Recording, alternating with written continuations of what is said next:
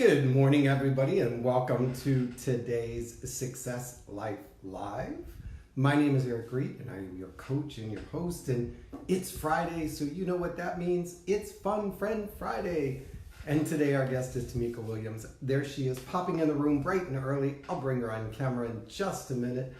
But I want to make sure you guys get in, get welcome, get settled, get your notepads, get your journals, get whatever it is you'd use to take notes. Good morning, John. Good to have you in the room. Because the best part about Fun Friend Friday is it's unscripted. I know, very professional, right? But as my guest and I begin to exchange ideas, as we begin to talk about things that we share, there's so much information, so much creativity, so many ideas that come bubbling to the surface that often I have to go back in the afternoon and listen to it sort of in the passive or listener mode or learner mode.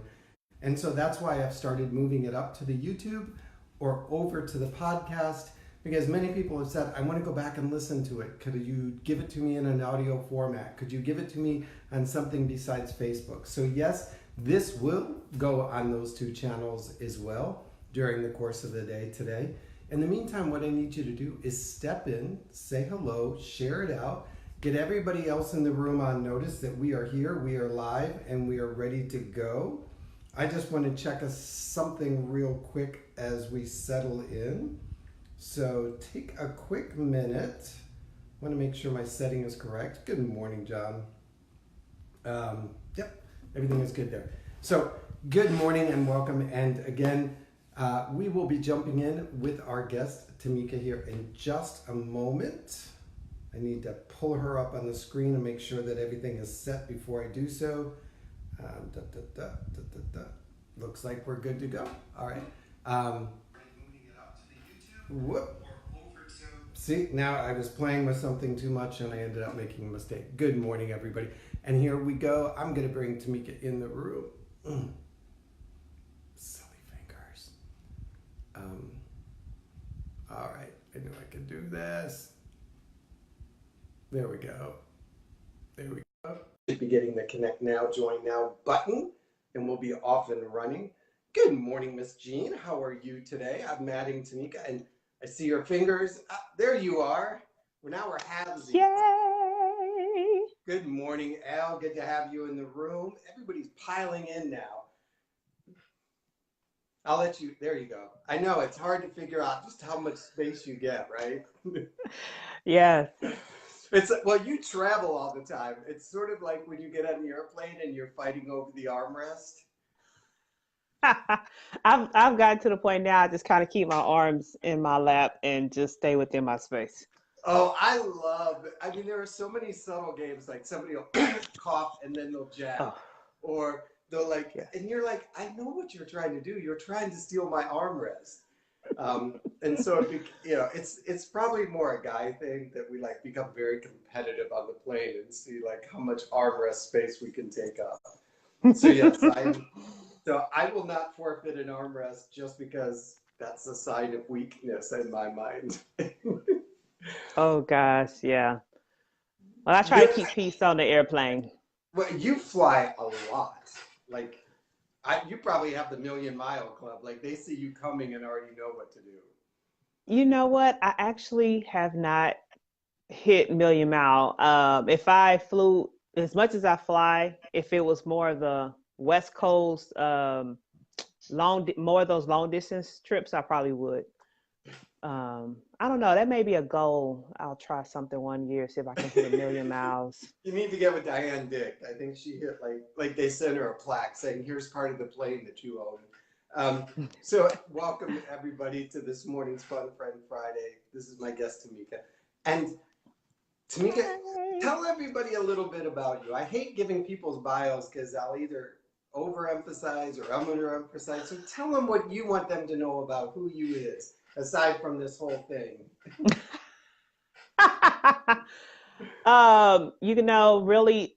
So when people ask me to introduce myself, I'm the most modest person. So I usually don't say a whole lot, but to keep it simple, I'm really just I'm really a servant who enjoys adding value to other people's lives. So in essence, what I really do is I help to prepare leaders at all levels for the progressive marketplace so they'll be able to compete at the next level. So that's from young people all the way up to your seasoned professional executive. You know, how do I get ready for the next level? How do I prepare? How do I go to the next level? That is what I get joy out of doing. And then I do some dabbling in some other things, you know, the whole consulting, because operations is my background. So that whole process improvement, project management stuff, I get excited and geeked over those things as well. So that's just me. I'm a scientist at heart. I'm an engineer. So solving problems, that's really what I do. So I love how simple you make it. So you're an engineer. So like you were one of the model breakers. You were one of the girls that embraced science and became an engineer and really set the tone for the entire STEM program that now fills schools. You are a vocalist extraordinaire. I forgot how long ago it was. You posted or somebody posted you singing, and I was like, oh, gee, the girl. I mean, you can really sing. Oh, thank you. You know, I give credit to God for that. That's been something I've been singing all my life pretty much. I come from a singing family. So I come from a family of singers and preachers, you know, Uh oh, so I got kind of it got it. already. Yeah, I kind of got it honestly. You know, my mom sing. I mean, yes, there's So not you too grew many in up our the family same who way don't. Whitney Houston did. Pretty much, just without all the glory and fanfare and stuff. But yes. That well, we saw what that brought, and we'll just keep moving past that. You sing from your heart, not from your awards. How's that? Um, so That works. I love the idea that when you say I help develop progressive leaders, explain what that caption means. Because So, especially in right yes. now in the political climate and all of that, that word is kind of like sometimes confusing. So for me, progressive, um, one of the things that come to mind is agile. You know, even in businesses, we have to be agile. So it kind of made me laugh because yesterday I finished up a training at Congressional Black Caucus Foundation, and I've been doing training for them for their Leadership Institute for I think this is maybe the fourth year or something like that. And the training has evolved over the time. The training I did yesterday is a brand new training class I just put together on Monday based on some feedback and some adjustments that we needed to make based on the experiences the interns were getting. And that's really what progressive is. We have to be willing and able to adjust and adapt based on the market shift, based on industry shift, based on organizational shifts, based on whatever that shift is. We have to be able to shift with it. If you want to remain relevant, if you want to remain competitive, if you want to be a key player in the game, you have to be able to adjust and adapt based on what those changes are. And oftentimes you really can't wait till the change happens. You have to be able to forecast and see that the change is coming, and you have to be ready and in position when the change comes. So that way you'll be ready to pounce onto the opportunities, and that's really what I do. I believe in looking forward and looking at how to plan. I always, even on the college side, I tell my students the key is to be ready, not get ready. If you stay ready, then you'll always remain relevant. I love that. So when I hear you use the term progressive, I'm allowed to think forward thinking, out in front, trending, not following trend, Yes, absolutely. And making trends, making trends. I like that even creating better. your own trend, creating your own pathway. Because we're in a space where a lot of people are creating their own pathways. And I am actually in this study. One of my friends, coaches, turned me on to this book. And so now it's interesting because now And I'm the book seeing is the book is The Four. I recommend that book for any entrepreneur. The Four. Yes, The Four by oh my gosh, what's his last name? It starts with a C. I have to look it up. If you Okay. put The Four, um, is dealing with the four giants: Amazon, Google, Facebook. Ooh, I'm loving this already. Oh my gosh, what's the fourth one? I just lost the fourth one. I'm still YouTube. on Amazon. No, no, no. Well, YouTube's under Google. So it's Amazon, Google, Facebook. Oh my Instagram, gosh, I just Pinterest. left it. No, no. It'll come back to me. It'll come back to me. But I'm on Amazon right now. So it's very interesting when you see how Amazon has grown and how they built and how they're thinking. And you start looking at the changes that's happening right now. Amazon has disrupted many industries, and I believe they're about to disrupt another one. Because Oh, the I'm real estate watching industry is their next target. real estate. Well, I will add to that transportation, shipping. I could see that because the other day a lady showed up at my house and she was in her private car and she had an Amazon box and I thought she had stolen it off my door and was returning it because she didn't like what I ordered. And she said, "No, I like there's an app that she belongs to that if she's got an hour free time, she can log in, go pick up Amazon packages and deliver them and get paid for them as a part-time worker, kind of like Wow. Uber driving for Amazon." I thought that's managing logistics of distribution without any cost. They don't own the vehicle, they But don't pay for the insurance, they yep. don't hire the employee. But they're doing something else now. They are giving incentives. They're basically giving starter seed to employees to start their own shipping companies. So people who already work for them, they're giving them $10,000 seed money to start their own shipping company. So that way they can have their own internal private shipping group of people who's going to help them get packages out within a day and hours time. See, I'm going to be reading that. And I know everybody's here like, I thought we were going to talk about youth, but in fact, this is the reality. It's funny. The Force, Scott Galloway. Yes, and yes, that's you it. can send me a copy, Melanie, so I don't get in trouble for having another box on my front door with a book in it. That when I grew up, it was you finished high school, yay for you, and that was a big deal. And then we started going, you got to go to college, you got to go to college, you got to go to college. And the other day I was sort of speaking, I was like, I don't know if college is relevant for every person in like when I lived overseas, there was this natural transition that between about 6th and 8th grade, you determined if you were college bound or technical bound. Mm-hmm. And so that the time you reached 18, you could be a fully certified nurse or another profession that didn't require you to finish high school to begin the next phase. I thought, well, that makes so much better sense. There's so many entrepreneurs and so many youth coming up that are like, I don't need a 4-year degree to do what I want to do. I could jump in the market now, use the talents and tools and the momentum of the market to create what I want. And I guess that's what you mean by creating progressive leaders that aren't following traditional paths, that are creating a path to get to where they need to go and using resources versus tried and true methods.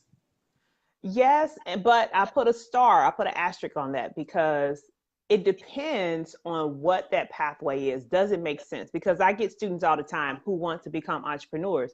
Now, the motivation behind it is not always something that you will really make a decision like that on. A lot of students I get, because they feel, in their mind, they think they don't have to answer to anybody. And so I have to educate them. There's nothing in the world you can do. Yes, you're going to have to answer to somebody. But the thing is, okay, becoming an entrepreneur, it still is a process. It's not going to happen overnight, especially if you have never started a job. So that's the thing that amazes me. They've never created a business before, but they want to go to college to become an entrepreneur. And I'm like, that doesn't make any sense. So let's talk about this. You can become an entrepreneur, but you may need a pathway in the interim that gives you sustainable living opportunities while you build your business. Because many of us who have our own businesses, we built it along the way. We had something to fall back on. So it may be going to get a trade. What's the area you can go into where you can parlay some skills? Because you still need some type of formal training, some type of mentorship. So it may be going to get a trade. It may be going to just get an associate's degree. but something that doesn't cost as much, but will still give you a return on your investment. And I'll agree. When I think of traditional college or old school college, getting that liberal arts degree, just getting that degree was enough to guarantee you a career and position. And now it's that's why I think sites like Udemy, where you can go in and learn specific target learning, are growing because people are like, I don't need to know about the history of art. I need to know about mechanical engineering. I need to know about. They want a more refined education. And I think our university systems need to adapt instead of like, okay, if you're passionate about business, there's no need for you to take Shakespearean literature. We need to get you into the marketplace as quickly as possible because the marketplace is changing so much so quickly that sitting 4 years can I mean, I sometimes wonder if my undergraduate degree is in biochemistry. Do not hire me to do that job. Trust me, it's changed a lot since back then. Yeah, but that's one of the reasons why I encourage students to look at all levels of learning. So you got your technical schools and your community colleges are actually adapting more to fill that gap that you just talked about. They have the flexibility, I think, and I think it's easier for them to really adapt and meet the needs of those basically the skilled trades that's in demand. And so I've been encouraging people and trying to educate folks, look at that level of education. You don't have to go to this big major four-year university. That's not for everybody. But if you look at the community schools, because there used to be a time where we turned our nose up at community colleges and trade colleges and was like, you oh, couldn't that get was into real college. Yeah, that's not what it is. Actually, there's more money being invested at that level than it is at the four-year institutions. So you have to look at all those levels. And then you got programs. There's organizations out there who are focused on those, who have that focused learning programs like a Year Up. They deal a lot with IT, software development, cybersecurity, um, business. There's an element of accounting that they deal with. And you're going through their program, and they have relationships with companies where they get you into a company with a job. And if you want to go to college, they have a pathway for you to pursue some type of trade or something in that area. So there are different programs out there. You just have to be open, and you have to get out of this traditional mindset. You got to go to a four-year college. No, you do not. You can go get a trade. You can go to community college. You can go to the military. You can go pursue programs that Europe has, that Urban League has, and all these other workforce development programs that exist. Which, if you guys didn't notice, she just went into her favorite topic, college for free, which we kind of see behind you. You've written a book and a workbook, and you teach on that like a lot about college for free, finding college for your students, and finding money for college for students. What I thought was interesting is when I read on your website the stats about the number of dropouts and the crime rate among high school dropouts versus college, on and on. That so feeds into the two things that you're so passionate about, developing leadership, and that college is I don't want to say the next, it's in some communities, learn to play basketball and you'll get out of the ghetto kind of thing. It's a ticket. Not everybody is going to get out based on basketball. Mm-mm. You see education and alternative colleges as a way of getting out and getting into what they want. Going back to the younger groups that you work with, and I know you work with foster care and Big Brother type organizations and what is it that you see this generation hungry for from adults, supposed leaders, models? Because you're I think them all day. Yeah, and I'm thinking about even yesterday. I had a student. She corrected me. Well, she gave me some feedback at the end of my presentation, at the end of my training 13, yesterday. If she was 13, she was correcting you. All right. Well, she was a young adult. She was in her 20s. Okay. And our generation, we say you guys. We'll use those general terms that can apply to guys and women. And I said you guys a couple of times on some things, and so she didn't like you guys. She thought it was not personal. It was too specific. they like to operate in the space of gender. What did she tell me? Um, Oh, the he, she, I am. where there's no gender identification. They like for you to talk to them in terms of being gender neutral. And so and I explained to her, okay, well, you have to understand, especially in the space you're going in, you're about to go work on the Hill. You're going to be dealing with baby boomers, people at all different levels. Everybody's not going to adjust at that level. So their level of expectation is like they want us to adapt to them to some degree to help and make them feel comfortable with what they do, how they think, Interesting. how they operate. And I think there's a learning opportunity for both sides because they have to understand you're not going to change. I'm 43 years old. You're not going to change how I've been operating for 40 plus years or how somebody's been operating 50 something years. And we can't change how they think. So we have to find out how to meet in the middle so that we can still communicate, so we can still get things done.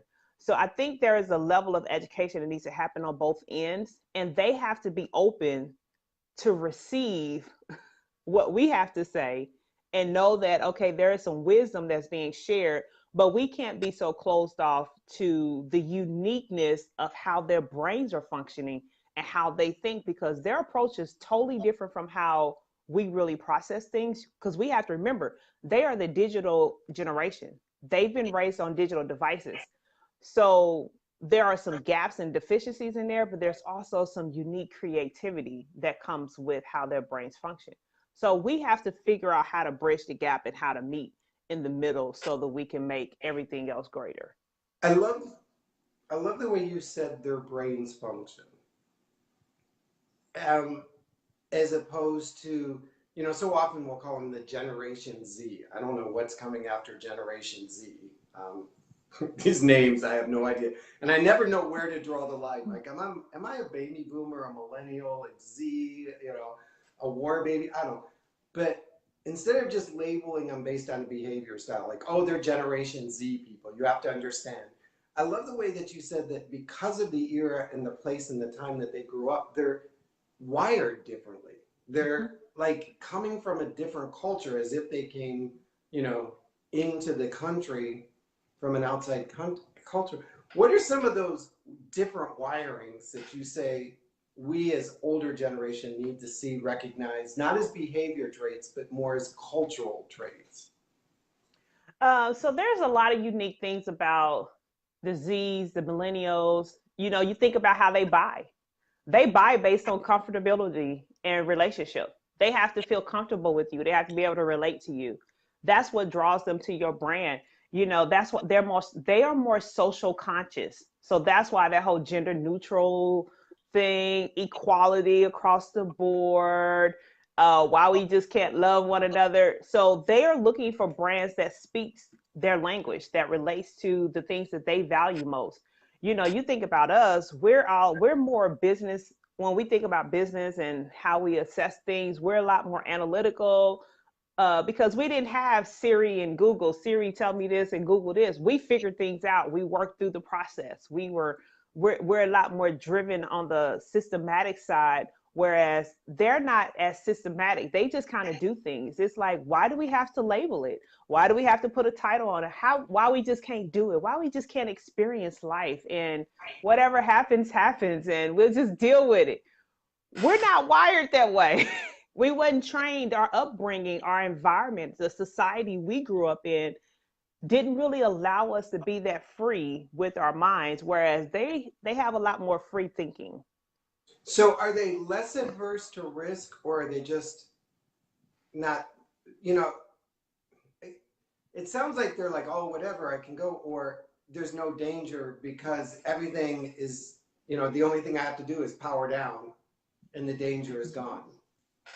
Yeah, I think in their mind, to some degree, they don't really consider the risk, although there's risk there, because when you think about reality TV, and this is where I talk to parents about how critical and important it is to fill in those gaps. Because in their mind, they're thinking reality TV. oh, well, I could just replay this, or like you said, I could just power down and reset and things will go back to normal. No, that's not how life works. It's not that simple. It's not that easy. So we have to help them understand the difference between the false reality and what really is true. Because otherwise, they'll just grow up believing things is as simple as, well, I can just ask Siri, Siri, tell me how to do this. And okay, Siri, tell me how to start a business. And I can just follow those steps and voila, I'm going to have a business. No, it's not that simple. There are other nuances of life that you have to work through and navigate and figure out. But if they don't experience that, or if they're not being taught that, they're going to learn the hard way. So that's where, as growing up, we can't allow just the devices to really teach them, because even in schools, their learning is different in school. They're still learning from devices, so they're not really taught to think for themselves and to process. So that's why we have to help them understand how to build character. Things we didn't have to learn, we have to kind of teach them how to build character. What does integrity really look like? What is reality? What's not reality? What does it mean to really analyze a problem? Do you really understand the value of money and how this came about? So we have to kind of walk them through those processes of life and start filling in the gap and teaching them the basics, because they're not being taught those things. I think it's really interesting, having been on two reality TV shows, well, actually three now, three reality TV shows. When I watch reality TV, because I've been on the other side of the camera, so to speak, I'm kind of like, oh my God. I mean, like, it's like the Wizard of Oz. I know the man that's behind the curtain. Mm-hmm. And the idea that my kids or the generation that's watching it thinks that that's occurring in real time and that's the real secret. I'm like, no, that shot had to be approved, and they had to go and get authorization signatures. They had, like, you don't understand. It took 2 hours, a minimum of production time, to set up the fight scene that you think was spontaneous. And so I think it's interesting that they don't see the difference between reality and reality. Like, they think whatever is coming through here is real, honest, and true. And the idea that Yeah. when they ask Siri a question, that they think that she doesn't have an opinion, he doesn't have an opinion. But the truth is, somebody is paid some amount of money to get that opinion to the top of Siri or Google's voice, to make it look like the most authoritative voice, when in fact it might not necessarily be. It's just the one that has the most money behind it. Yeah, it's all about, we're also in the environment with that. It's all about viral. Everybody wants to go viral. I remember, I think it was last year, I was doing it was a freshman event with one of the organizations I work with. And so we went around the room, what do you want to do with your life? What do you want to do when you graduate? I was blown away by the number of students who said they wanted to be a YouTube star. I was like, Oh yeah. when did that become a career? And then I had to realize, okay, everything, what's happening in our society, what are they growing up on? Everything is about going viral. That's all we hear. All these people getting endorsements and these key influencers on YouTube and Instagram, and they're making money. So I could just become popular. I just need to get a fire YouTube channel or Instagram following, and I can make money. And we've glamorized that as a society. And so, in their eyes, again, the false reality is not a sustainable career. It's just something that's existing today, that's popular today. But where is it going to be 10 years from now? And That's they are not thinking like that. They're just looking at the here and now. What's popular? What's getting all their friends excited? Everybody's talking about what's going on reality TV, who the YouTube followers, key influencers are, who the Instagram followers, and that's what they know. That's their world. And it's a real, I can't remember, Netflix, something was, maybe it was CNN Stories, did a whole series of youth that were trying to create that. I need to get 10,000 Instagrammers, then I need to get 50.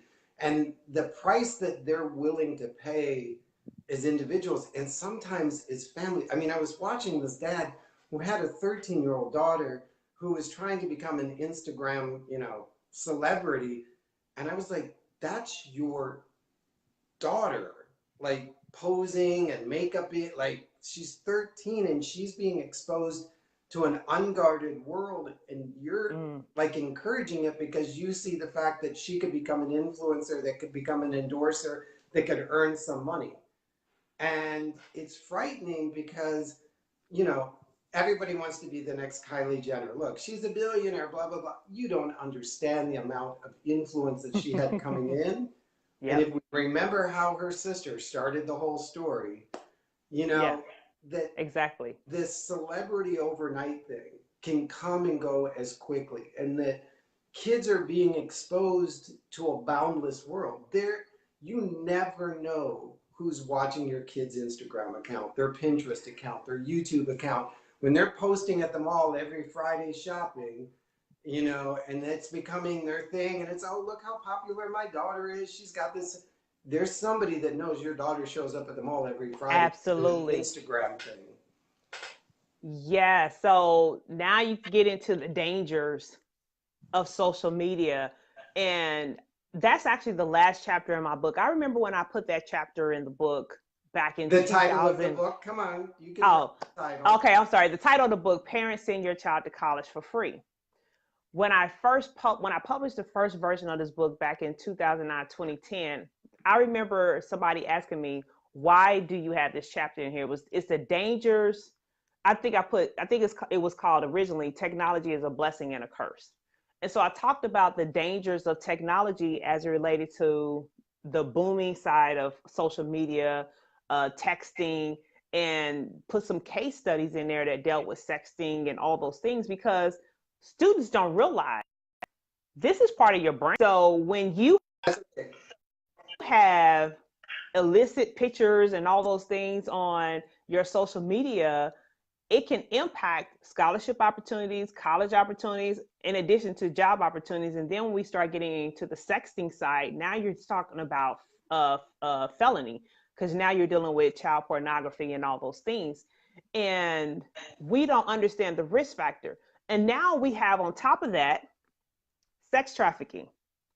So I've gone through sex trafficking training, and I'm like, the more I get involved and I learn these things, it puts me on the fence about having kids. And I look at things from a different lens, because I'm automatically thinking about the dangers. To your point, yes, if your child is constantly posting, and they're especially at a place the same time every week, there is a predator who is watching, who is monitoring that, because social media is their play heaven.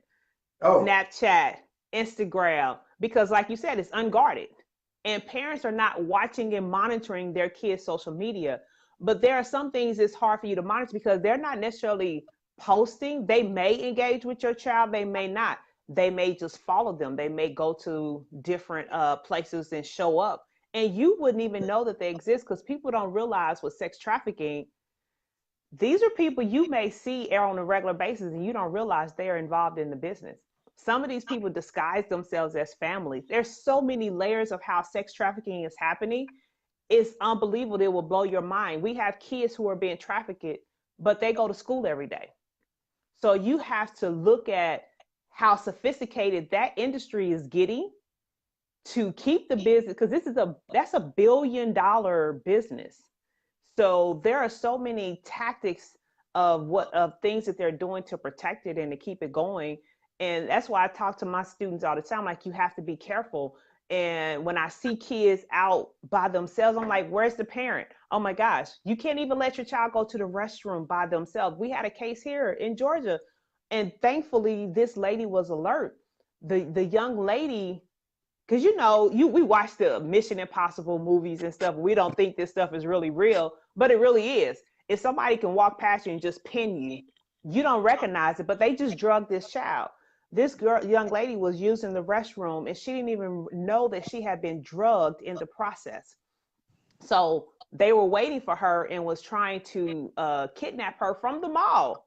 But thankful there was an adult who was alert and was like, something don't look right with this. And she was able to rescue that child. So we have to, it's so many different layers to this process. We have to increase our awareness. But I think it goes back to that reality versus non-reality. or that false reality, that I'll hear kids, oh, they're my friend. I'm like, what do you mean they're your friend? And they're like, well, I know I'm on Facebook. I know I'm on Instagram. Blah, blah. I'm like, what do you know about them? Exactly. And they believe that the person on the other end of this thing is who they say they are. Mm-hmm. That they really do go to their high school, that they do play football, that they do have a parent that doesn't understand them.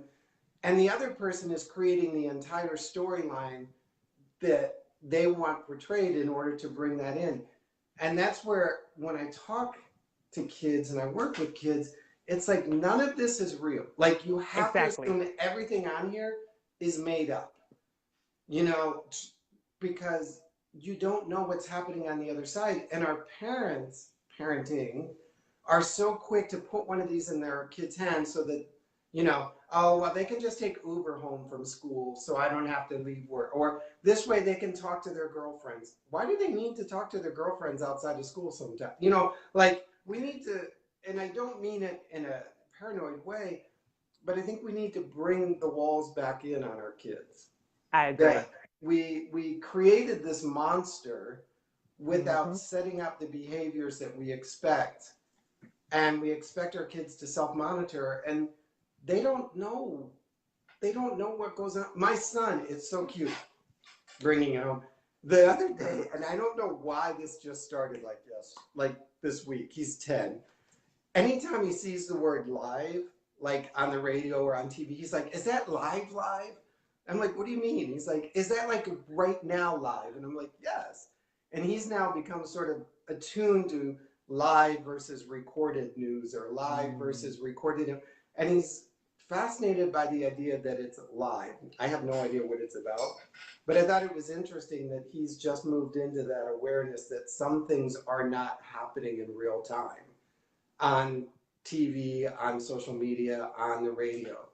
And I think part of my job as a dad is to show him that even though that person occupies the space on the camera, that doesn't make them the authority. That just makes them the person who got permission to occupy that space.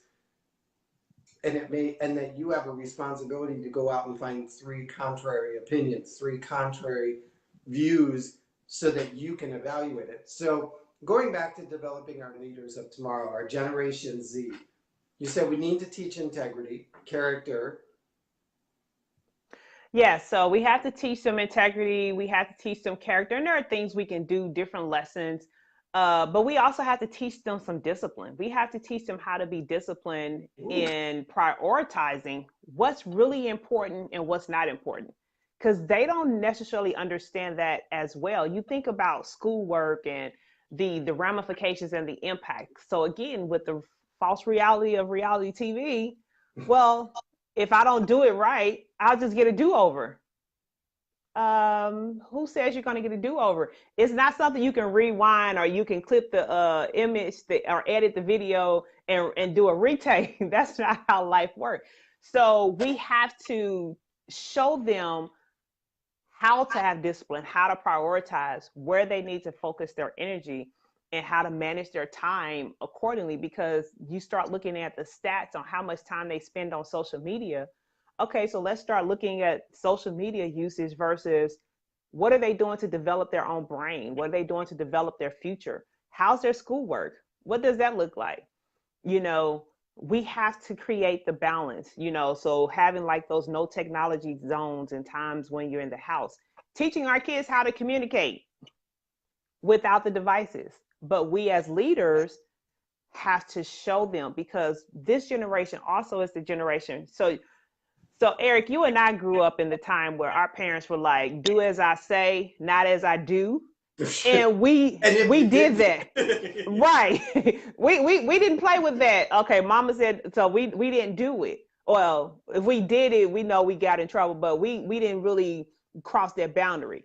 You can't say that to this generation. They are monitoring what you say to them and the actions you follow up with. So if you are being a hypocrite, basically, then they have lost trust and confidence in the advice that you've given them. So they actually learn by what you demonstrate. So if we're talking about no technology zone while we're at dinner. But parents, you have your table there, you have your phone there because you're like, oh, I need to keep this for work. In their mind, well, why can't I have my phone? Because why is your situation more important than mine? This is how their brain works. So we have to demonstrate the things we're also teaching and requiring of them, because that's how it's reinforced in their minds versus us telling them what they should do, but we're modeling a different behavior. So we also have to be consistent with that. So, and I can see that again, referencing my kids and other kids, they're much more observational than maybe the previous generation. You know, my son said the other day, I thought you were eating healthy. And I'm like, it's a salad. He was like, yeah, but you have a Diet Coke. And I was like, it's diet. And he's like, yeah, but it's still Coke. And I was like, good God, kid, get off my back. Like, I'm sitting here eating a salad with tofu, yogurt dressing. I mean, like, how much, but there was one variable that he picked up, which negated the entire belief. That you said you were doing this, and though you have 90% of it accurate, that 10% that's inaccurate now makes me not believe anything related to that statement. And I think that's true, that because they can go and check the fact, that they're like, nope, just fact checking. They're not evaluating. It's like, okay, you know, okay, I understand. I love that they are more, and Jake said that the other day, I know Donna's here, that Jake was really focusing on how the adults in his world don't model the behavior that they're telling us to do, is how he said it. You know, we're told to be this way, and yet they're doing the opposite. Or we're called into the gym because somebody's bullying a kid, but yet we have teachers and adults in the school system who are bullying the kids. So like, shouldn't they be getting the same lecture we're getting? Because I don't think, when I grew up, it was like, my mother's like, because I'm the adult. It was Exactly. like, I was like, okay, I guess when I get to be an adult, I get to do it. I get to do that, yep. Until then, I do what she says. Now I think you're right, that new generation doesn't see that there's a differential between the adult and the child, that we're all people. Yeah, and we should all be held to the same standard, the same level of accountability. If I got to do it, you got to do it too. So you meet with a lot of parents of successful kids, because obviously if they're sitting planning for college or thinking about that college career, their kids are maybe, you know, a little above average successful. They're pushing the boundaries and breaking the stereotype. What are you seeing that successful parents are doing consistently? Like, every time I see one of these kids, I know this is what their parents are doing. So there are several things I see some of the parents doing. They're engaged in every level of their lives. So they're meeting with teachers and administrators at the school. They're monitoring their progress. They're staying on top of the education piece. You know, parents I think it's more critical now for parental involvement at the school than ever before. I have my sons and daughters bookmarked. So every day before they get off the bus, I check their grade for the day or any tests, so that I'm like, okay, what are they coming off the bus with? What happened while they were away? So, okay, I've got that one. Checkbox number 1, I'm engaged. Good morning, Melanie. Good morning. Number 2. Yeah, so we have to be engaged. See me? I'm sitting up. I'm engaged. I know. No, that's good. Be engaged. But the other part is supplemental learning. So they're challenging their kids at home outside of the school. They're not just letting the school develop and raise their kids. So they're challenging them at home with reading, with writing, having conversation, dialogue. Hey, what do you want to do with your future? Okay, so walk me through that. What do you mean? How are you going to accomplish that? So they're having those type of engagements with them to get their kids to think and to process, and also challenge them as well. And then with that challenge, they're challenged. I trade Pokemon cards for 20 pages of reading. So if you read 20 pages, you get to pick 2 Poke cards. And see, I love that. And I know Melanie Massey challenges her kids with artwork because there's so little creative time left in our school days. So I got 2 points. And so folks. I love that you said that, Eric, too, because here's the thing. You also have to find what is that, what I call that diamond, that carrot, that gem that really turns them on, that attracts them, because you have to know how to discipline them in a meaningful way. Some kids, okay, you could take away their, I don't know, what's the latest device, Wii, the Nintendo, whatever, they're gaming. Now, a child who is not big on gaming, that wouldn't matter to them. They'll just be like, okay, all right, it'd be fine. But a child who is very excited and they love gaming, that would feel like a punishment to them. So you have to find out what works for your child. I have a friend who her son, he loves art, very artistic, anything related to art, that's what he loves. So if he can't do art, he's not happy. So you take away something art related, oh, okay, here's a way to course correct any behavior that needs to change. So you have to find what that gem and that carrot is for your child, and you have to use it as an accountability tool to course correct any bad behavior. And what I'll say, it's interesting because I grew up and if something was taken away, that was my motivator. My son, my daughter learns differently. And so when I reference my son, it's not favoritism, but when you have a child with a disability, it sometimes functions. My son doesn't mind losing things. Mm-hmm. He just, I'm like, you're going to lose your iPad. And he's like, okay, but I'll still be allowed to play Legos? No. Well, I'll still be able to read a book. No. And he could lose everything and be okay with it. But if you put a reward, and it can be something ridiculous, like you get to get an extra ice cream today, he'll drive himself towards it. So parents, double check, because sometimes we think that takeaway punishment is enough. And like I said, not all kids are worried about losing privilege. My kid is more about winning favor. Mm-hmm. And I have to think of ways to keep him motivated towards winning favors, and it doesn't have to be big. I told him the other day he had to teach his sister how to spell her name, and he would get $50. And he was like, $50? I'm like, you don't realize her teachers have spent the last year teaching her how to spell her first name, which is EVA, and he's now got to teach her last name, which is hyphenated.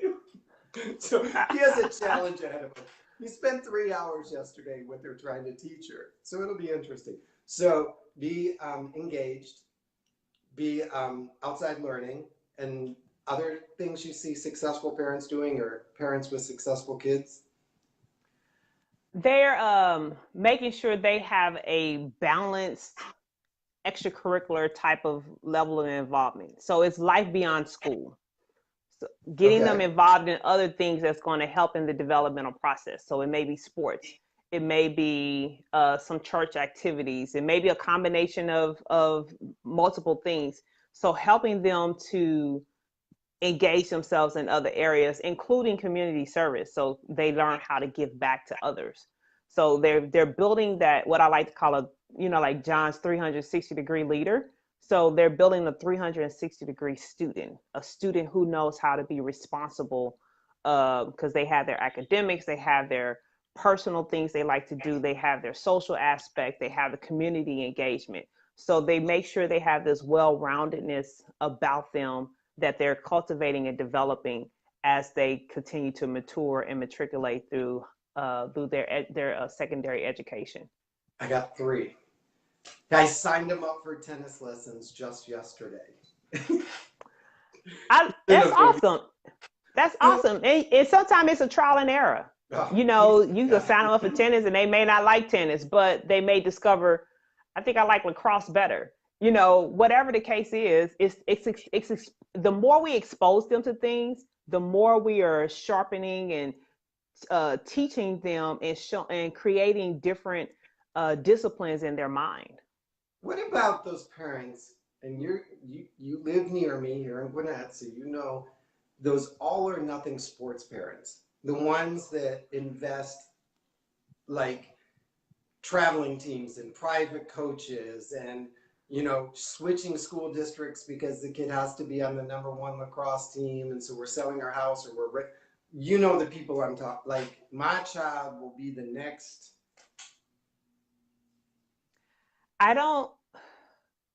how do colleges perceive that? And then what happens when you have that kid that has spent their entire academic career becoming the star lacrosse player? You know, there's so many layers to that question, Eric. Sorry. No, that's okay, because it's something that has to be discussed. I think that's a dangerous position, because we create this false entitlement, arrogance in the child, that I'm all this, and I know I'm good, I know I'm great. So they don't know how to be humble, and they may lack the mindset of team, and they may think more of self. Ooh. So with that, depending on how they show up on the court and off the court, coaches can pick this out.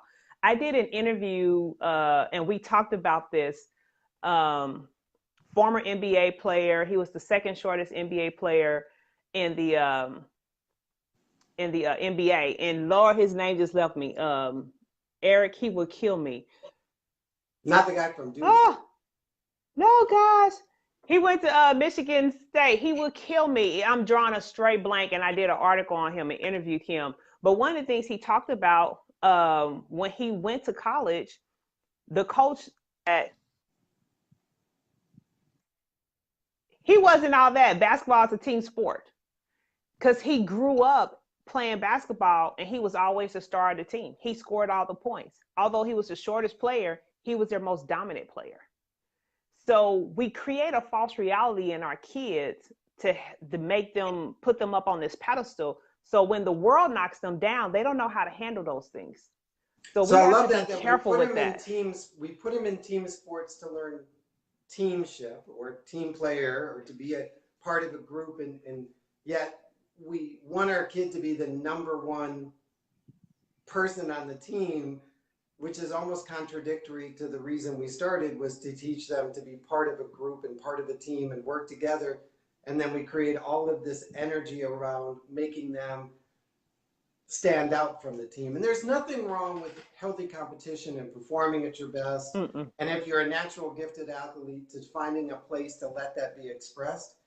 But I have seen parents who put their kids on special school study or homeschool the kids so that they can spend 3 hours on the classroom and 6 hours in the batting cage. Yeah. And that's where the irresponsibility comes in, because we're teaching them that the sport is more important than the academics. When I deal with athletes, I tell them, you are a student first, athlete second, because anything can happen as an athlete. You get injured, hurt, whatever, that scholarship goes bye-bye.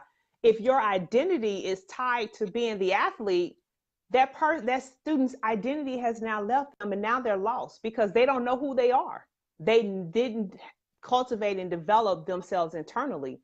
And so that's where the irresponsibility comes in. But the other part is too, we start looking at stats around recruitment. I showed, I was at a cookout on Saturday, so somebody was, she was kind of picking my brain because her niece wants to play, I think it's basketball at Duke.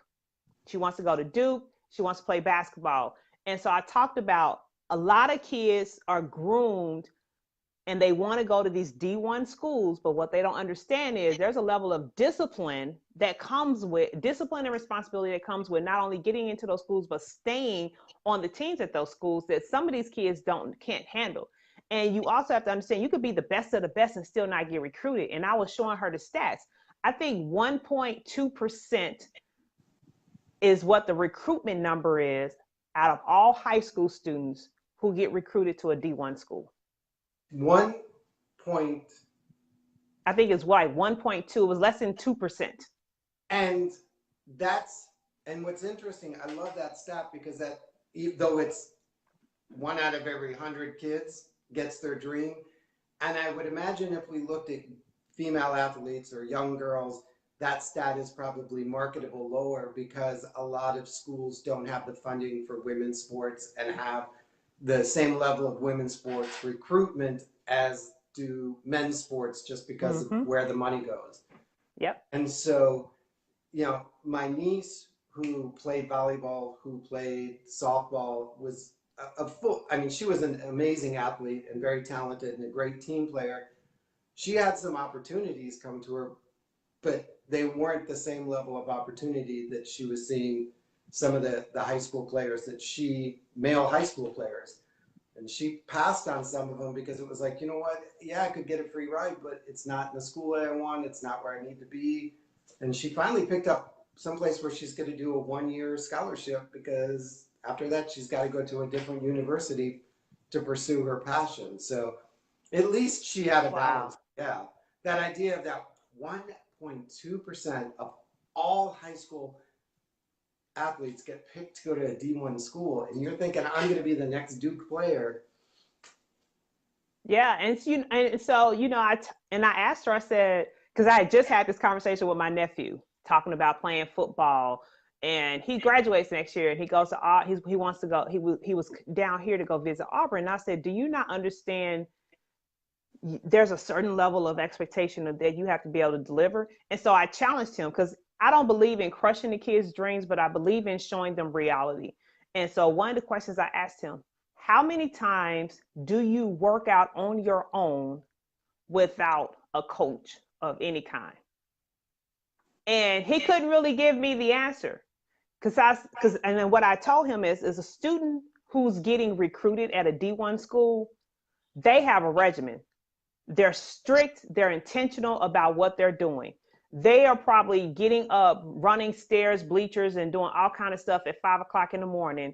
And then they probably have an evening workout where they're working out 2 times a day, every day, to keep their speed up, their agility, their strength. And they have video clips and they have demonstrative proof of what they're going to bring to the program. So if you're not willing to do what everybody else is not willing to do, then you're not ready for a D1 school. But you also have to realize you may be doing what everybody else is not willing to do and be great at it, and you still may not get recruited because it's so competitive. There's so many people doing the same thing, and they have to make decisions. So the other part becomes the whole demand piece. What position are you playing? Is that a position that they need? You may want to go to this school, but they may not need your position. So the whole game of athleticism and how athletic scholarships are, how they are awarded, they're very different. It's not like it was years ago. They're doing contingency offers, a year-to-year contingency base. If you don't deliver, then you may not have a scholarship the next year, or there may be somebody who comes and outwork you, and they may have higher academics and outwork you, because the days of being dumb athletes, that's out the door, because everybody's about numbers, because numbers translates into dollars. So the higher your GPA. Colleges have to, it's recruit and retain and then create revenue from the alumni, and the alumni are investing in the universities. And the only way the alumni are going to invest is like any other investor in a business, based on the numbers. Yep. Just because you won, whatever, the Peach Bowl, that's nice, but you have a high dropout rate, you have a high failure rate, whatever, you're not going to be able to play for long. Mm-hmm. So we're not crushing kids' dreams, but what I love, the overall arch of this is that we've got a Generation Z, if we're going to label them, whatever group that falls into, that needs to really come back in touch with reality. That the reality that they live in is often the social media published reality, the paid for reality, the artificial reality. And we haven't taught them how to distinguish this social media reality, the digital reality, from the reality of life. And often as adults, we come in as old gray people, and we're like, but you got to understand, someday you're going to wish you had known how to do algebra. And they don't see it because it doesn't connect to the reality that they're being fed. So we have to find out how to connect it. We got to get creative in our learning, show them how algebra is used in the creation of that device or that the algorithm. And then you think about, we're moving into artificial intelligence. So think about this next generation that's coming. Artificial intelligence is going to be very popular in that stage. So what level of false reality or does that even give us? Shoot. So we have to be able to get educated on the trends that's happening so that we'll know how to relate to our kids and we'll know how to educate and steer them in the right direction as well. So we cannot be ignorant to the trends of what's happening. And I think that, sometimes as old people, well, me as an old person, you're still young, we'll say, oh, that's a young kid's thing. Or, I just don't understand technology. I'm too old to learn it. I can't afford not to learn it because my kid spends time with it, whether I like it or not. He goes to school and they had an option to take a pen and paper test or to take it on the computer. And they actually got, I think, an extra point if they took it on the computer because they're trying to teach them how to move into that environment and to read in that environment and test in that environment. And so he's exposed to it at some level that, it's always coming in and crashing in. I have another friend whose son has a 3D digital printer and he needed a part for something else. And he went to his 3D digital printer, printed out the Lego part that he wanted and used it. I'm thinking, oh my gosh. I mean, like these kids are solving problems with technology that I wouldn't have never been able to like see those three pieces. Like go to your digital printer, plug it in and have it printed out. Like, and 3D printers, they're still expensive, but they're not like space age material anymore that you can't get one. Yeah. So I love that. That's cool. It was funny though. He needed a part for something and he knew what the part was. So we went online and found the part and then somehow moved it into the digital printer software, which like scanned it and analyzed it and then printed it out in 3D printing so he could fix the thing that was broken. See, I just love the fact that he took the problem solving approach to, okay, you know what? Well, hey, I know how to make this happen. And so those are the types of demonstrative skills, those soft skills we want to see our kids be able to emulate as well. So as we wrap, you've got a bunch of parents and some of us are grandparents and some of us are aunts and uncles and influencers, and we're in the middle of summer vacation's about to start. If we could do one thing consistently during the summer to help prepare our kids to become leaders and develop these soft skills and these things that you think, like, I would encourage every parent to do one of the following things. This is your like platform to make me go to work for the summer. Even though I got 100% on the things that I should be doing. You want it. Okay, it's not just one thing. Okay. See, this is a problem with you. You high performance superstar leaders, you whatever this is, you just never go for one thing. You go for like the top of the top. You push the boundaries. Yeah. All right. I can't do just one thing. The first thing I would say is give them reading assignments, but make sure it's a diverse reading. So not just the things they like to read, throw some business, something related to business, something related to professional development. Have them read in, I would say, at least 3 or 4 different categories, because you want to develop their vocabulary, their skills, their comprehension skills, their knowledge base. You want to expand that. So have them read, have them write a report on what they got out of it, and have them communicate it with you, because that's going to provide so many different layers of development of the whole soft skill piece, their analytical abilities, their comprehension. That's not only going to help them in their schoolwork and even at the next level, it's going to help them when they're doing ACT, SAT, PSATs, state exams. So there's so many transferable skills that comes out of just that exercise. So that's exercise number 1. And I'll say that I know for me, my son struggles with to communicate what you just did. Like he can read it, he can write it, but he can't story tell it. Okay. So that's the skill that we're focused on for this summer is like putting that logical thought or that sequence in a logical order to be able to explain it is a challenge. Yes. So that's where we're focused. So Okay, I've got that one. Yeah, because that'll be good because that'll help him with his essay writing. Because if he knows how to tell the story, then he'll be able to put it on paper. So that's one. Number two, so y'all know when it comes to post-secondary education, I'm all about scholarships. We start the process too late. So spend the summer researching and searching for scholarships and create a scholarship database or a scholarship plan by month. Here are the scholarships I can apply to starting August with August deadlines, September deadlines, October deadlines, because there are scholarships out there as early as kindergarten. So we have to start the process early.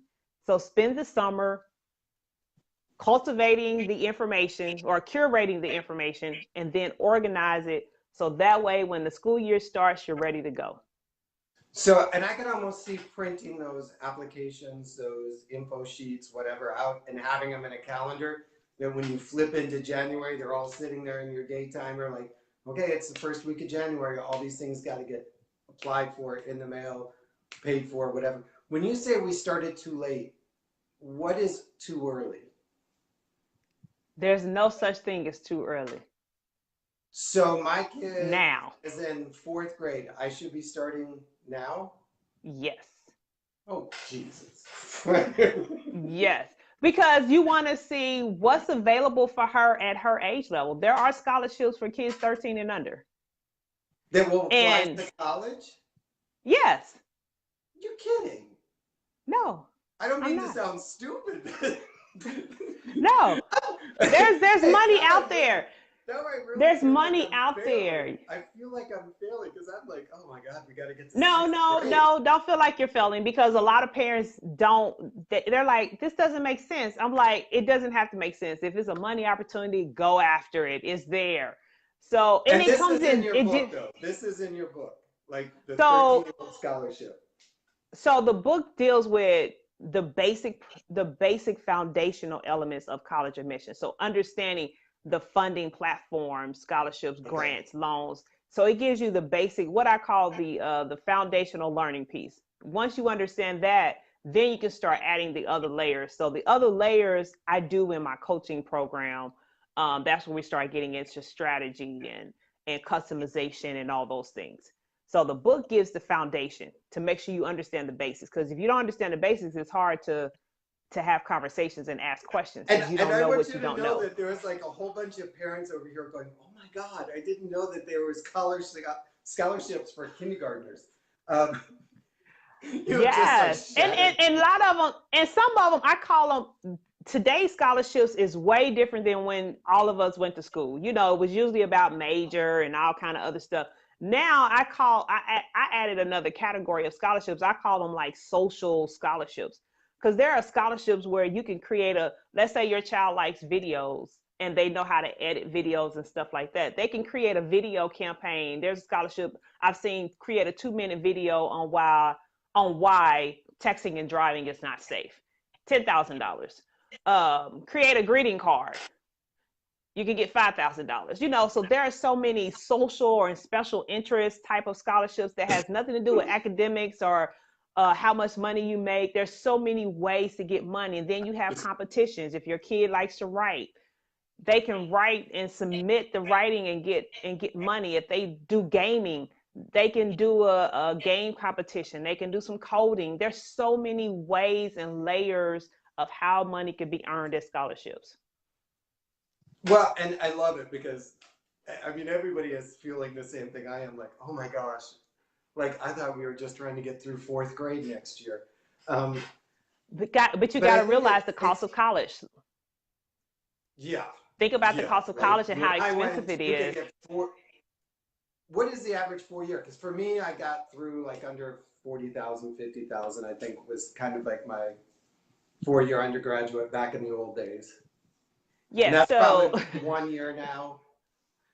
Yeah, easily. I mean, your state schools now are running somewhere about $25,000 a year for a state school. And then you start looking at an Ivy top. I have a student, one of my scholars, he's going to Occidental, $77,000 a year. Which is it's ridiculous because he graduates with $300,000 in debt. Well, thankfully, he got, see, that's where we get into the strategy piece and understanding what type of schools fund at different levels.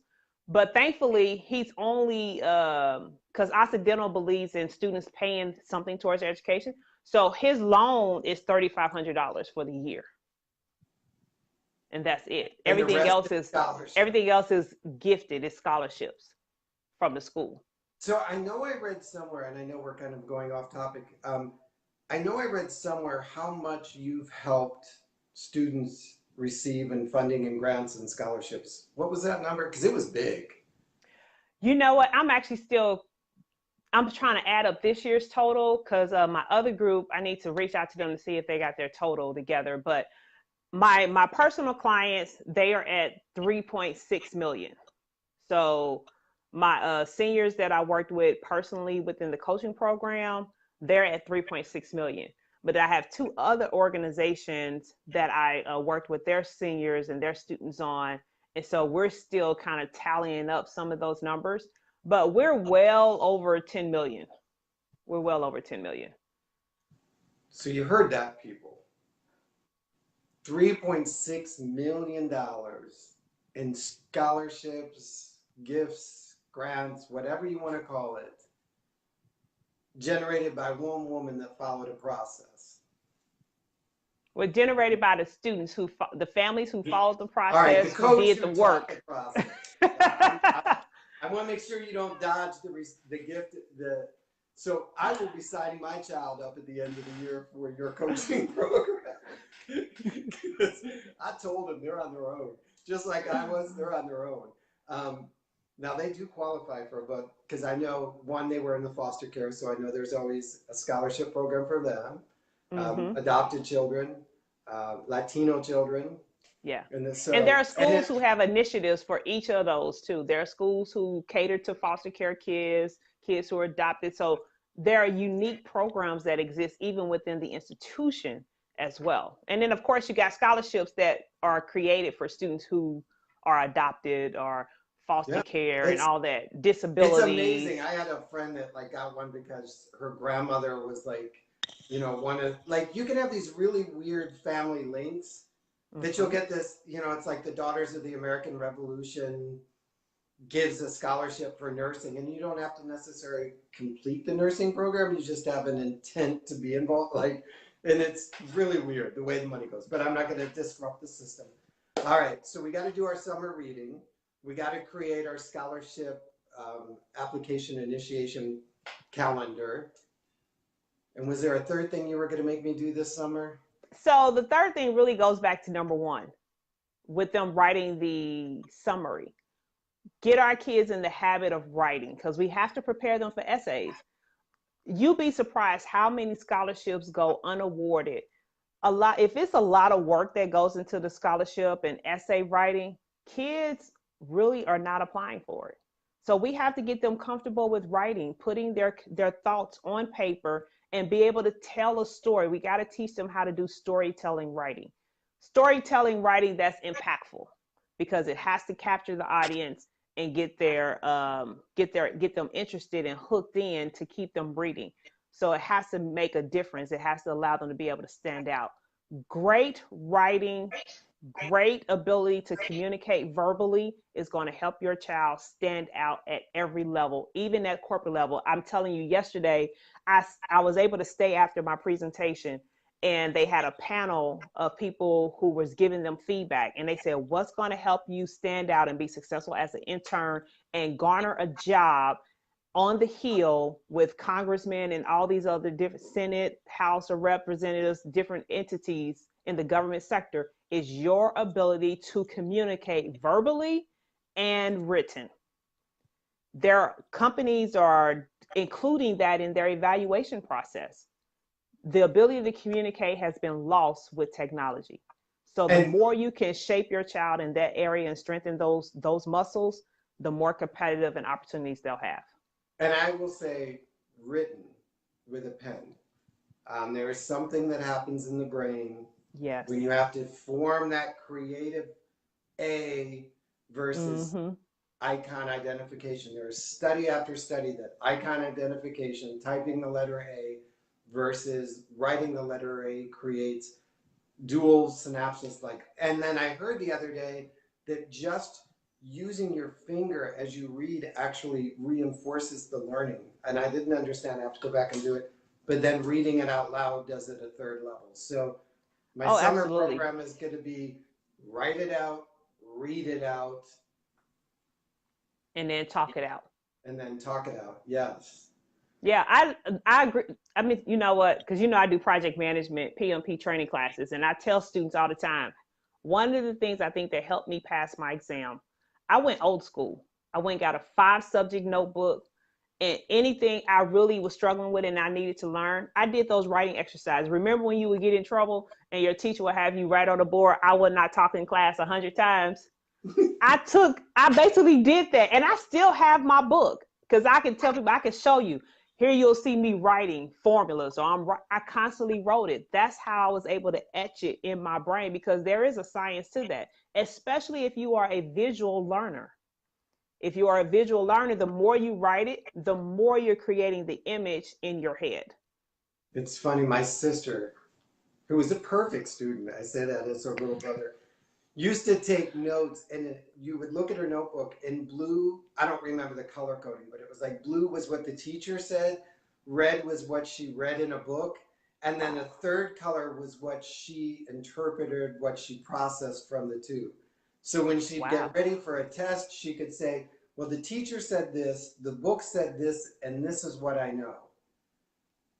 And so, I mean, I'm not that organized. I'm an very analytical and strategic, but oh yeah, and I always love that process, because it was like, okay, the teacher said this and the book said that. And after 3 times of taking a test, you realize that the teacher tests based on what they said. Study the blue stuff, not the red stuff. And that was kind of her strategy. Like, this teacher always tests based on the book, so I'm going to study the red stuff. Or this teacher always tests based on what they said, I'll study the blue stuff. Or this teacher always requires us to have creative thought about what we learned, so I'll study my stuff. That's a great strategy, because every teacher is different. I get students in my class all the time. Well, other professors didn't worry about grammar and grammatical errors. And I'm like, okay, you're writing papers in my class. If I can't understand what your writing is, then I can't assess whether or not you understand and comprehend the content. So you need to work on your grammatical and punctuation and all those sentence fragments that you have in your paper. Utilize the writing center. Every teacher is different. And so it kind of goes with, I know we're getting off track. I told this to the students yesterday. Whatever you do, you have to understand who your key stakeholders are and who you're doing it for, because everybody's preference is different. So once you master and understand their preference, it allows you to be able to deliver. But you cannot take a one-size-fits-all approach, because what works for you, Eric, may not work for me. And you have to get to learn that person. And the more you learn that person, the more you'll be able to meet their needs, and the stronger your performance will be, the stronger your relationship will be with that person. And you have to do that individually. And if you take the time to do that, you're going to find yourself being more effective, more successful, and you're going to get ahead. If you try that one size approach, you're going to offend somebody, you're going to make somebody mad, and you're going to have problems. I love, I'm not your fan right now, because you just gave me like a whole summer's worth of work. And I realized I got to go hunt down scholarships for my kids. No pain, no gain. Yeah, Lord. If you, like, it was so funny. Last day of school, I was like, oh, thank God. I mean, it was so much more getting through this year. And I'm sure his teachers and her teachers were like, oh, we get 6 weeks without hearing from that dad, because I'm like on them. I was all over them. You need to stay on them, and don't stop. Don't let up. I was like, I went in and I'm like, I'm not asking you to change his grade, but look at what he did. See what he is like, see his learning process, understand. And again, I said, I'm not telling you how to grade my child. What I want you to see is what he's learning and the way he's processing what he's learning, so that we can either teach him differently or understand what his answer means to him. Yes. And they were like, well, we didn't see that. And I said, that's okay. That's why we're a team. I kept going in with, we're a Absolutely. team. We're a team. You're the ultimate You authority, have but to we're the team. advocate. I love that you do that. And I hope parents are getting that message. You have to advocate for your child because, again, teachers, they got a lot to deal with. So sometimes all they have time and the mental capacity to do is to take a one size approach. Our kids, if there was any time where the generation you can't take a one size approach, now is that time. Our kids learn differently. Every child learns differently. So you have to advocate for your child and create that team model. Okay, how do we work together to cater to how they learn? Some schools are receptive to it, some are not. So you have to constantly be engaged. That's why I say parental engagement is so important, because the more you engage for your advocate for your child, you're also teaching them how to advocate for themselves. It was funny. The example, one of them was, the question had like three answers, and then the fourth one was all of the above. And he picked one, like he picked B instead of all of the above. And when I asked him, he's like, well, not all things can be right at the same time. And I was like, you know what? That's an accurate answer. That there, Yeah. because the teacher said, choose the right answer. And so he heard that as there had to be one singular right answer. Choose the right answer. All of the above is not a singular answer. So therefore, one of those had to be better than the rest. And he picked the one that he thought was most right. And so I went in and I said, understand, he's a very logical black and white child. And he didn't believe that all things could be equally right at the same time. And so D was not an option in his mind. I understand from being tested and taking tests that D was an option, because if we read them separately. So what we need to do is teach him how to take that test and understand that those three things aren't connected, but they're, and I went through the whole process. She's like, I didn't see that. But And you know what, Eric? His logic and how he approached that. Do you know I teach that with PMP training? Because see, on PMP tests, you're picking what the best answer is, because there could be two right answers. So in that example you just gave, his logic is actually what would have made that answer correct on the PMP exam, and D, all of the above, would have been wrong, because to your point, everything is not going to be what he said correct at the same time. So it's interesting because it's like we're trying to take away, we're teaching him to think differently, where that logic actually will help him on most of your standardized tests that deals with who provides the structure like the PMP exam. There's two right answers. What's the best answer? And so through that conversation, I said, had it said choose the right answers, plural, that would have given him the choice to check multiple answers, which would have maybe led him to pick D. Mm-hmm. And I said, and I'm not asking you, and it wasn't like I'm not correcting you, I'm just trying to figure out a way that we help him meet the grades that he needs to meet to move through the system and be, and so, yeah, I advocate. Like I said, when school year ended, they were happy to see me go, I am sure. But I always brought treats, and I always said, you're the ultimate authority in your classroom. I just want to help him succeed. Teach me how. That's the way I approach teachers. So if we have teachers over here, or if we have parents that go up to the old schoolhouse, understand that they are the ultimate authority in the classroom, and that you have to honor and respect that, and that your job is to support them in the classroom, and then do your job as a parent at home. That may or may not be the same. And I'm glad, and that's a good recipe. I'm glad you shared it like that, because a lot of times we go and antagonize the teacher and attack the teacher, and that's not going to get you anywhere. This same thing with me as a professor with my students. If you come to me in an accusatory type of way, a negative way, that's not helping your case, because at the end of the day, it's my decision on what your grade is. So you may want to be a little mindful how you do it. But if we try to partner with the teachers, because they do have a lot. Teachers got it bad. I mean, they're underpaid, they're overworked, they have to meet all these other administrative things. So their ability to teach like they really want to teach really has kind of been taken away from them systematically. So we have to look at how to partner with them. And the same thing with counselors. I'm like, there are some things that they could do better, but also understand school counselors ratio, one counselor to 400 students. How can you service 400 kids? It's just impossible. It just doesn't make sense. So as a parent or as a coach or mentor or whatever, we have to also understand the hand that they're being dealt. How can we be an asset to them, because they're servicing our kids? So how can we partner versus us going at a negative approach? And it's not always easy, because No, I know one of my because we're students, one of my parents and clients. our kids are perfect. But yeah, Yeah, perfect, but you want the best for your child. And even as a coach, I had one of my clients, I had them schedule a meeting with the counselor, and I wanted to be on the phone because I was like, okay, we can't be missing deadlines. If my student needs and I've taught my students how to request letters of recommendations and do it in advance, and what we do, we have a system around it. And if you don't meet that obligation and you cause my student to miss a scholarship opportunity, I have a problem with that. So we need to have a conversation. So I even have to check myself and recognize, okay, what's the whole picture? What's going on? How did we miss this? How do we not miss this again? Because deadlines in the college admissions world equates to money.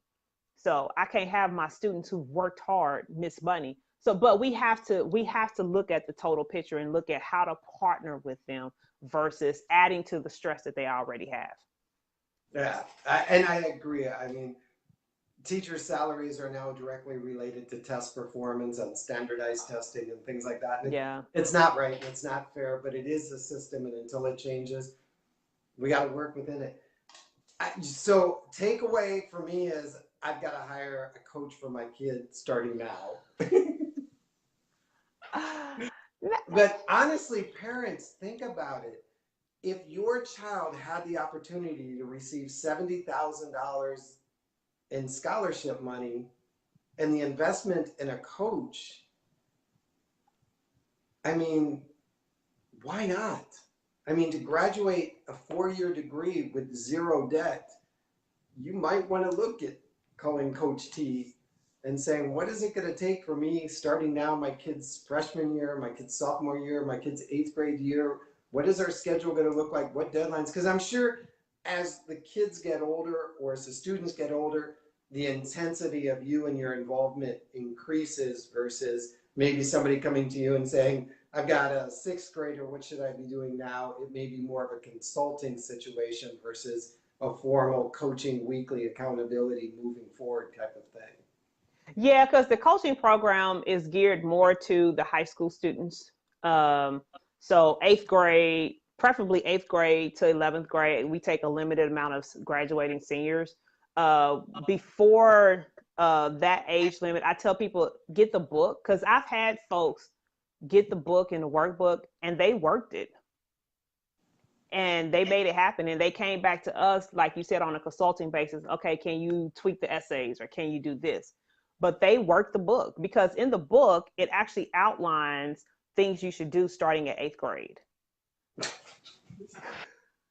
It's just, I'm feeling old and already exhausted and overwhelmed, but I got to do this. I mean, I got to do it. It's for my kid's future. I don't want my kid leaving college 300,000 in debt and like never being able to have the freedom to live life because he's always attached to some stupid grant aid program. And as much as we hear in the political circle, college is going to be free, well, let's not bank on that for the next 20 years, Yeah. right? Because even the Hope Scholarship hasn't turned out the way we had all thought it would.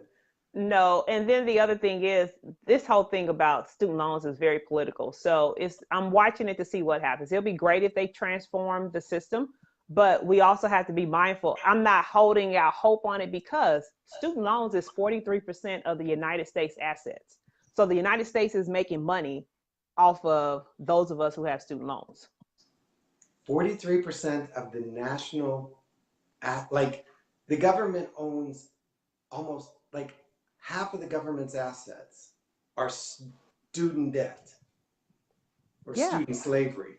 Like when you exactly. think of your personal assets, most of us would think of our house as one of our largest assets. For the government, one of the largest assets is student loans. Yep, 43%. Oh, now I'm really sad. Um, So you just got to think about what's the motivation for them to haul the $1.5 trillion student loan crisis. What's the benefit there? So something definitely needs to be done because there was a study and it came out. So parents who have zero toddlers right now, they're projecting 18 years from now, it's going to be 80% increase in college tuition. 80%. Oh Lord, it's going to cost my 80%. child $1 million to get through college. Yes. So something's going to have to be done with student loans as well as with the rising cost of college. So don't know what's going to happen. You have been a phenomenal friend. By the way, everybody, I noticed that her screen froze, but we're still getting the audio, so don't panic. It often happens when we go so long. Facebook gets very freaky. You have been amazing, my friend. I appreciate all the wisdom you brought. I know we were supposed to talk more about Generation Z, but I think, oh, there you are. It's unfroze. You have brought so much awareness, so much knowledge, so much teaching. If you're a parent, an aunt, an uncle, a grandparent, you need to get this video, this audio in the hands of those people that have kids that are still not in college. And then you need to go, and I would give a parent summer reading, College for Free, your book and your workbook. And don't be like, well, they're only in 6th grade. No, because as we learned, you can get a college scholarship based on your kindergarten essay, which really makes me feel like an underachiever. Because I honestly waited until like midway through my junior year to start applying for stuff. And so here's the sad tragedy. So I got all kinds of grants and aids and, the little package. I show up at school, register, go to my first week of class. Then you go over to the financial aid office to pick up your check to take over to pay for it. I go over to financial aid and they said, no, we're suspending yours because you failed to fill out my parents were divorced. My dad didn't fill out a financial statement. And so they wiped out like half of my money, like that day. Like, sorry, we can't give you this aid. And there I am, literally 2 weeks into college, living in a dorm with no money at hand. And that is not the time to start going looking for money. So starting in 3rd grade, my son is going to be looking for money. And I'm buying the book and doing a workbook. I'm not going to enjoy it, but I will know that it is my responsibility as a dad. And I say that only because it's like, oh my gosh, when is this parenting thing going to get easier? And this summer we're going to follow Coach T's program. So you have been amazing. I appreciate you giving all of this wisdom and knowledge and talent.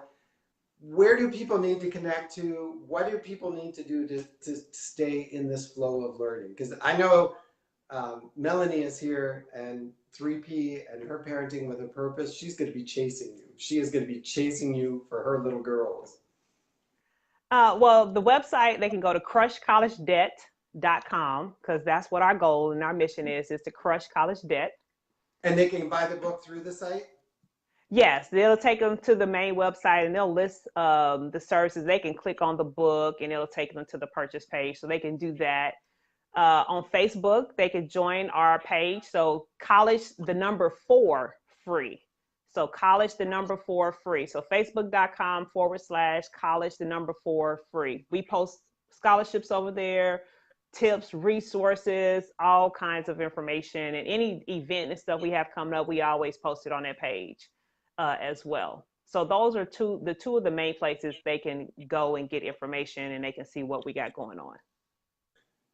I'm following collegeforfree.com because I imagine you post this scholarship was just announced. Here are the guidelines and the requirements so that I can just jump on and do the work.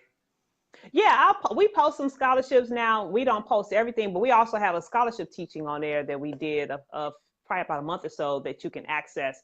And if you follow it, it works. I had a parent testimonial I shared last week. She sent me a message and said, thank you. This page has been a great resource to us. And she sent me the link to her son. And I'm like, I didn't see it. He's here. He got over $1 million in scholarships from the schools, But by them following our process as well, they got $40,000 in external funds. So the $40,000 is what she's now able to use to pay for his tuition, pay the fees that were left over because he didn't have a full ride, although he got over $1 million in offers. So the $40,000 is allowing her and him not to take out any loans during his college years, and he starts college in the fall. So she sent me his link, and she said, thank you for the resources that was offered through the website. She took everything that we shared and she applied it and she worked it. So she wanted to encourage other parents to let them know the process does work if you follow it. I love that idea though, because I mean, and I will be sitting in my child's college classroom with him. Because if I have to start now getting him money, I'm going to make sure he doesn't waste a penny of it. There is no beer drinking. There's no fraternities. There is no fun for you in college because it is costing me my time now. No, they have to have fun, Eric. It's part of the balance. Oh, I know. The whole delta. Well, it doesn't matter because okay, so look at it like this. I tell students the same thing you have to do to compete to get into college are the same things you have to do to get a job. So extracurricular activities, community service, your academics. You cannot just be an academic student. You have to be engaged in other things, but they need to have fun because if they don't, they're going to burn out. Now, come on, we start talking about life balance and stress management and all those things. You don't want them in that space. It's stressful enough. So they just have to do it responsibly. That's and I will be sitting beside him, making sure he does it responsibly. I thank you so much, my dear, for being here with us. It's been so, man, I've got so much homework to do today. Honestly, parents, we cannot afford to put this off. I mean, college costs are rising. Time is clicking. As much as we want to keep our little precious little babies, do we really want them walking into their future saddled with $200,000, $300,000, $400,000 worth of debt that will take them 20 or 30 years to live? Part of what I see as always a barrier to people living their dreams and their desires is debt. Like, I can't quit my job because I've got a student loan, I got a car debt, I got a house debt, I got to pay for this. Think of the opportunity that your child could have to leave college debt-free and be able to pick the job, pick the employer, pick the location that they want to work and the area and the service that they want to give to the world based on their desire, not based on who's going to pay me the most so I can get out of this debt the quickest so I can begin to live my life. Yeah, because if you want stats to back it up, just Google student loan debt impact on millennials. The two hardest hit groups are millennials and people over 50. And yeah, I mean, and it's crippling, but 43% of the nation's assets are student loan debt. That should tell you something, people. Look behind the curtain.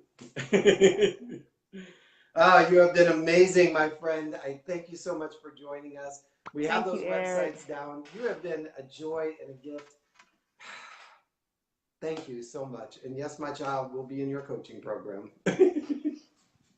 Well, I love you, Eric. Anything I can do to help, I'll do. Well, back at you. If you need me, you pick up the phone and call. Thank you, everybody, for joining us today on Success Life Live and Fun Friend Friday. Make sure you get this out to people that need to hear it. Buy a couple copies of the College for Free book. Go to crushingcollegedebt.com. crushcollegedebt.com. And start now. Get a mommy and me group around it and get 4 or 5 of you working together that have like-age kids. And it would be phenomenal to see your kids graduate together with a stack of college scholarships in hand because you started now doing it while the time was right. So just an idea, mommy and me's for free college. Man, hey, I highly encourage you guys to do it. I call it you build your college success team because there's one thing a parent will pick up that you won't pick up and it's like a mastermind. You bring it all together and you help elevate all your kids. I've seen that work too. And $3 million, man, $10 million this year alone you were able to secure on behalf of students. That's amazing. That's amazing. You're an amazing woman. Thank you again so much. I will see you guys all on Monday morning. Till then, go out and live your life with success. It is yours. And what is it? You are worthy of it, and you are worthy of the scholarships your children are entitled to. Absolutely. Bye-bye, everybody. Bye, everybody.